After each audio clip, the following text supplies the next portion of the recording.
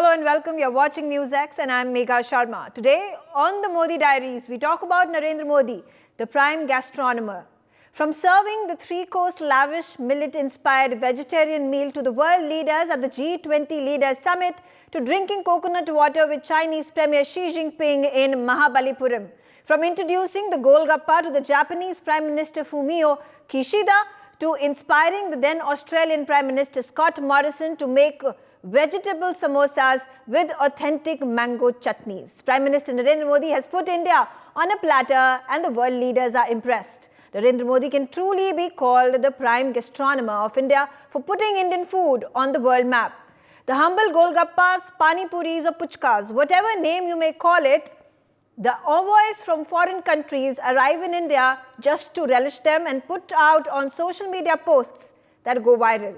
The butter chicken, the chicken tikka, chicken curry, all these are perhaps the most popular dishes that the world has embraced as their own. The diversity in India is reflected in its food as well. From makki ki roti, sarson ka saag from Punjab, misal pav from Maharashtra, dhokla and khaman from Gujarat, rogan gosh and from Kashmir, there's pongal from Tamil Nadu, litti choka, Bihar and several others. And it's important to reflect the diversity that India has in its food and cuisine, which is equally important. Now, there are important deals that are signed by leaders at dinner tables, and the Prime Minister knows the art of food diplomacy all too well. The Prime Minister today has put Indian cuisine on the international map. So let's start off our discussion talking about food and how, under the regime of Narendra Modi as the Prime Minister, it has gotten the due that it deserved for many years to come. Quickly taking a look also at this comment that was made by Prime Minister Narendra Modi on India's food and the millet year that country continues to celebrate. ये हमारा राजस्थान, ये तो मोटे अनाज जैसा बाजरा, ज्वार, सावा, कोदो, कुटकी जैसे श्री अन्न की पैदावार में सबसे आगे है। पहले मोटे अनाज पैदा करने वाले हमारे किसान भाई बहनों को कोई पूछता नहीं था। हमने मिलेट मिशन चलाया और हमने दुनिया को समझाया ये हमारा जो मोटा अनाज है ना, ये सुपर फूड है, super food. All right, the superfood millet that is being embraced by the entire world today. Joining me on the telecast is Sanjeev Kapoor. He's a celebrity chef. Thank you so much for joining us, sir, today.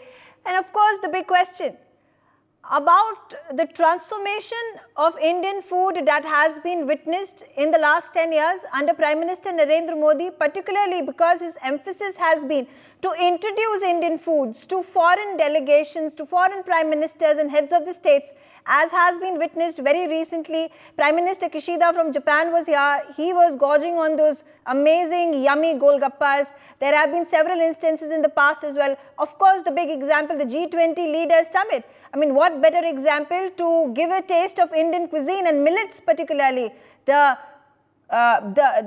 grain of the year across the globe. And you're talking about the world leaders from US to UK to Germany to Russia. They were all there and gorging on Indian food, Indian vegetarian food in all its glory.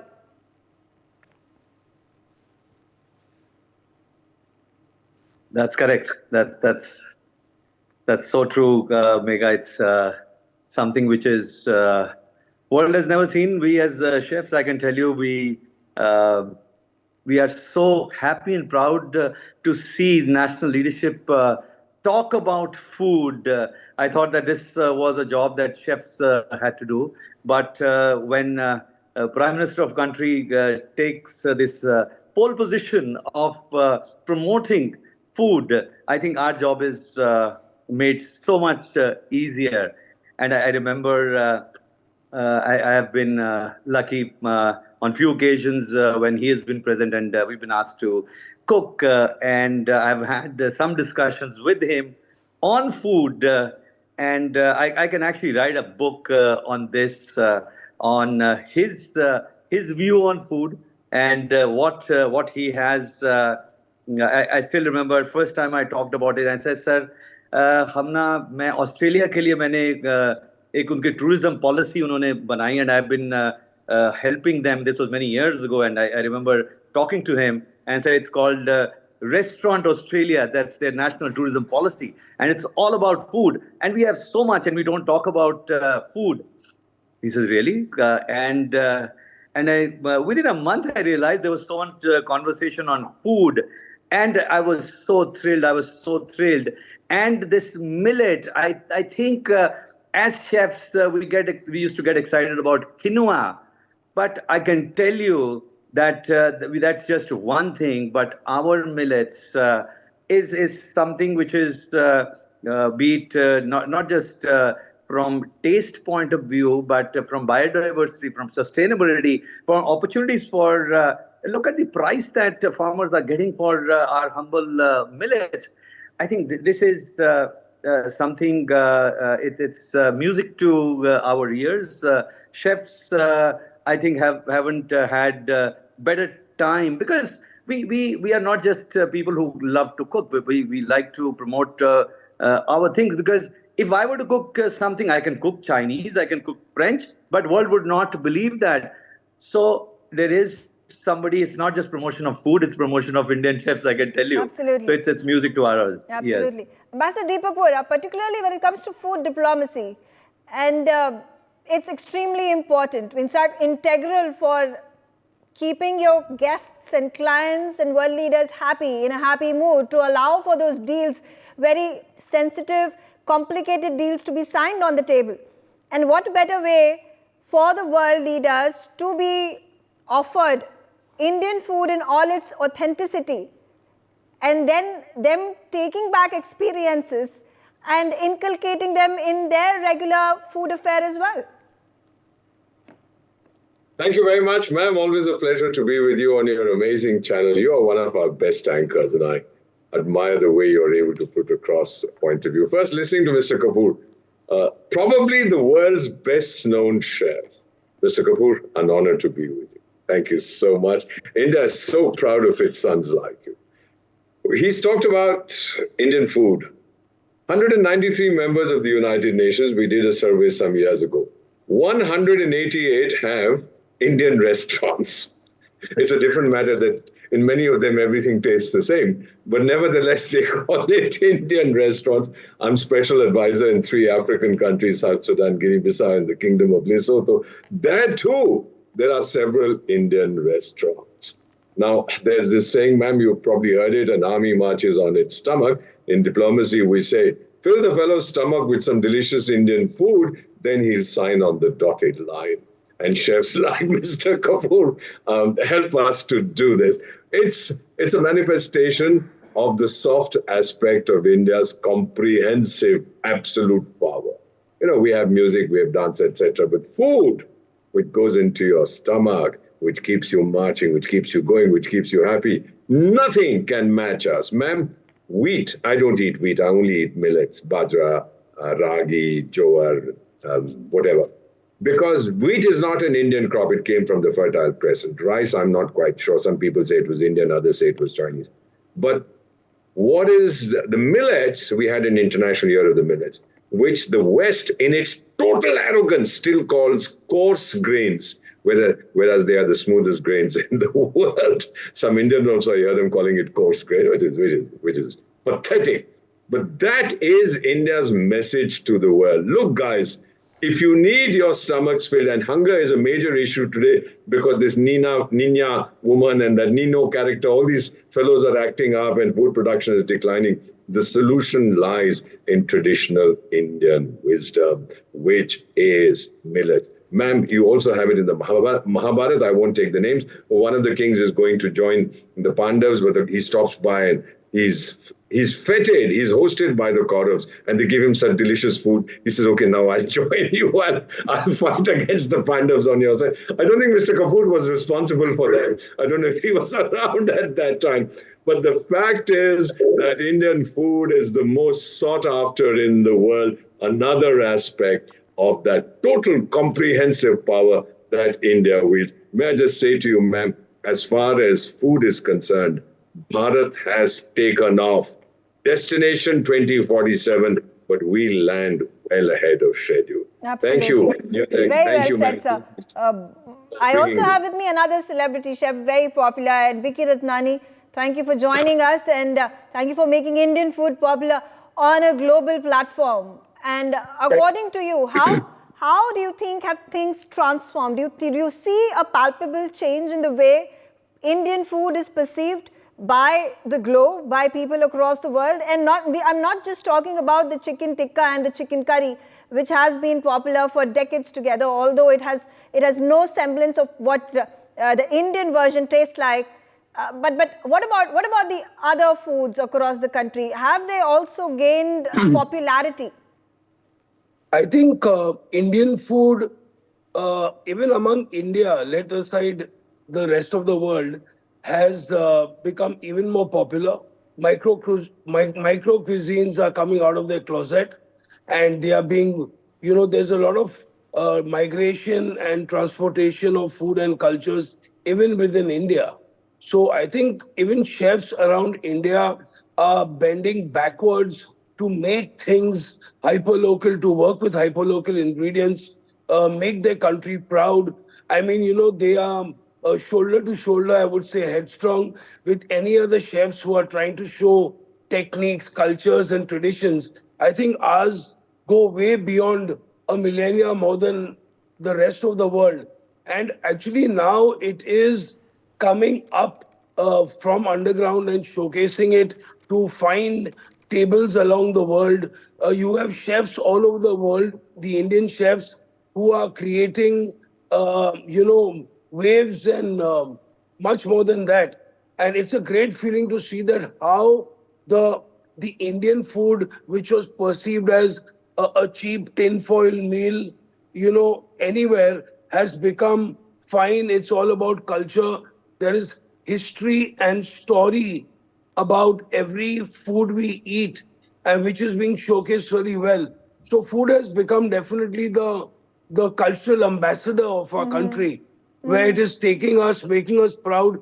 And I think we are all very proud, like Chef Sanjeev and Sir said, that the person who's in pole position is talking about food. So, and now everyone, I mean, I travel a lot, and I feel so proud. And when they say, oh, you're a chef from India, so there's a whole different, perception to what, and people start asking you more about your country, about what's happening there. Oh, I love Indian food, I want to come there. So I think each place in India is a mecca for food, and it's it's even more happier. I'm even more happier that it's being recognized even more and more in our own country among us. Yeah, absolutely. Sorry, ma'am, I just wanted to interrupt to say happy Eid to the millions of people who are watching. Happy Eid Mubarak to all. Absolutely. Eid Mubarak to all our viewers as well. You see the visual thing behind me. I've just had a delicious Eid dinner. I'm back. I'm still licking my fingers. So, yeah, I mean, how can you forget the sevai and the kheer and so many other delicacies that come? And of course, and one more aspect, like I said, every food in every region of our country is different from another.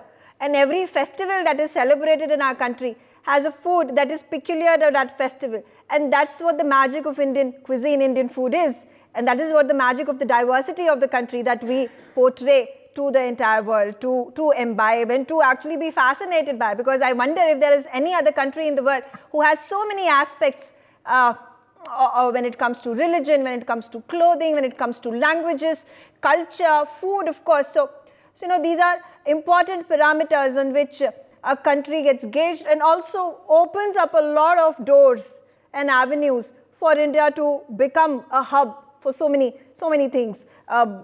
Quickly coming to you, Sanjeev, about there has been traditionally an aspiration for chefs across the globe to be these, and restaurants across the globe to be these Michelin star restaurants. And there are these cordon bleu chefs that we find across the globe. Do you think the tide tilting, perhaps, is it a beginning of something extraordinary happening, which will see the tilt happen in South Asia and India specifically? Oh, Megha, first of all, thank you for putting this panel together and having this discussion on your channel. And I definitely agree with Deepak sir that fantastic host, a fantastic channel. And also, what a learning, Deepak ji, that diplomacy, to learn this through just an interview, this is a life learning for me, that how to recognize, how to talk about either. Thank you very much, sir. I learn every day, and today, thank you for making me learn. Megha, coming to your question, I think this is, and I was just talking to somebody this afternoon, that this is the golden age of South Asia and India in particular. And it's not that we didn't have, there's nothing new. What has been with us, it's just being presented now. People are discovering. I remember as a child, there used to be an ad, हीरा तो है मगर धूल में पड़ा हुआ है. I think वो धूल मिट रही है. वो धूल मिट रही है, and that's what is happening. And once now that dust that was settled, we are just brushing it off. We chefs have a very simple role to play in this. The diversity that we have, the complexity that we have, and the variety that we have. It's something people say that, oh, do you outside India, do you need to change or adapt to the change of that local? I said, no. Our repertoire is so large that if you want a meal only of steamed things, we can have a complete menu from all over India, and we would have completely authentic meal. No change needs to be made. You want no chili, we'll give you that. You want nothing sweet, we'll give you that. Our repertoire is so rich. It's so rich. And it's not just 100, 200, 300, 400. We are talking thousands of years that history that is there, that all that we have, that treasure that is there, the khazana that we have. I think it's a time for people to discover us, and it is for people like ourselves to make sure that we show it to the world what we have to offer, and that journey has begun, and it's begun well. Absolutely. And I can tell you on diplomacy, I'll just quickly add one thing. I remember I was invited by rulers of United Arab Emirates because our Prime Minister was their guest, and they say, oh, we don't know what he eats, so we want you to cook for him. And I went there, and there was only a table of 20. And he is, of course, we know our Prime Minister is vegetarian. There were a couple of other who were vegetarian. But all the other rulers, they were eating non-vegetarian. That was the plan.